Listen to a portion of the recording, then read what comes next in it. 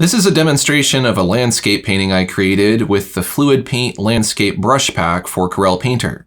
I'm starting with the earth brush, and I'm using light pressure to create distant mountains. And as I move into the foreground, I'll use medium to heavy pressure to make those mountains look like they're getting closer to us. Next, I'll make my color a bit darker, and I'll put another plane of mountains in front of that. I'm making sure to leave a little bit of that lighter blue color at the base of each of these mountains so that it looks like mist that's fading evenly from the base of the mountain to the top. Next, I'll view my artwork in grayscale. This is a feature that's available in Windows 10 and 11. This helps me see whether or not the values are correct. I think that color works well, so I'll put in a layer of that, creating even darker mountains in the foreground. Next, I'll put in some clouds using that same earth brush to first block in the rough shapes, and then the active clouds brush to add movement. I'll use a bit of the cloudy flow brush to add in a few wispy and fluffy clouds that look unique. Next, I'll use a soft airbrush that's not in this pack to create a gradient that fades from the horizon upward. Next, I'll select the tree line brush, which creates millions of distant pine trees. I want to paint right along the top edge of the mountain to make it look like it's covered in trees. I'll sample the color from the foreground plane in front of it, and I'll add trees to the top edge of that mountain as well. I'll use heavier pressure and make my brush larger to make the trees become larger as we move into the foreground. Next, I'll adjust some of the mountain layers a bit to make sure that I'm showing lots of the mist at the base of the mountains. Take advantage of that fluid paint pen pressure and let it fade smoothly from transparent to opaque. Next, I want to select some of these layers and move them around a bit to recompose the scene so more of the ground is showing. I'll use a new layer at the bottom to airbrush in some green to create a field of grass that goes off into the distance. Then I'll use the misty grass brush to paint with darker colors while utilizing pen pressure to fade the grass into the distance. I'll repeat that with lighter green and brown grass colors to add form and lighting to the grass. The light is coming from the right. Now I'll add some trees in the midground using the hazy trees brush and a blue that is darker than the closest mountains. I overpainted underneath the grass layer, so I will erase that. Let's add a tree in the top left corner using the sharp trees brush. I'll add shadows to ensure that the value looks dark enough so that it feels like it's in the foreground. I'll use the dirt path brush to paint a trail that gets narrower and less opaque as it moves into the distance. I'll check the value and then add some lighter browns by enabling paint layering set to color dodge. I'll use the eraser to subtract from the path layer, creating the effect of overlapping grass. Now I'd like to use select layer content to get a stencil of the mountain shapes and add highlights to the trees on separate layers using the tree line brush. Each mountain will have its own highlight layer. By keeping layers separate, you have more flexibility when it comes to adjusting the layers and experimenting with different looks. Try to find a balance of intention and spontaneity when adding the highlights. You want to create form in the mountain, so imagine the contours. Make the trees slightly larger in the foreground and have them fade into the mist. Now I'll make my color even lighter to add more contrast and color to the mountains.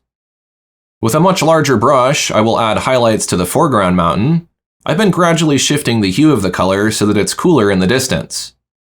After adding highlights, the underlying mist color no longer works, so I will need to use an airbrush to glaze beneath the mountain layers with some colors that are closer to the highlight colors. Next, I'll make the tallest and most distant mountain look frosty by using select layer content to stencil it off, and with the earth brush, I'll paint snow and rock textures. Work back and forth between light and dark colors, sample colors from the mountains, and blend and mix colors using pen pressure. Use a mixture of large and small brush sizes to create areas of detail and areas that are smooth and flat. Moving on to the midground, I'll highlight the midground trees using the same select layer content technique and the sharp trees brush. Now to decide what to do with the path. I'm not using a reference, I'm just making this up, so I feel compelled to change it until it looks correct to me. By erasing the path layer and lightening and blurring what's in the distance behind it, I think that gives the effect I want. Next, I'll add a thick paint layer and select the broken details brush along with a pink color. This creates clumps of flowers that I can fade into the distance.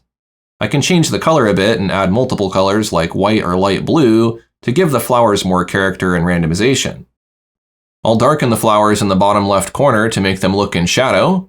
Then I'll lighten the most distant flowers and add some visible depth to the layer to give the paint relief. This gives the flowers dimension. I can add a thick paint layer to give some depth to the path as well. I'll use the same broken details brush. I'll add some visible depth and play with the layer opacity to blend it in with the underlying layers. And then I'll add some finer textures with the quicksandy brush. I live in the Pacific Northwest, and wildfires have been getting noticeably worse in the last few years, so I thought I'd make part of the forest on fire. I'm using the rising smoke brush. Since I'm painting from imagination at this point, I'm just experimenting to see what looks right. I'll paint some fire leaping up using cloudy flow, but I'm not satisfied with how it looks. I'll focus on making the surrounding trees look burned and come back to this. I'll add some mist with an airbrush in between some of the planes to separate them, and I'll add a distant lake.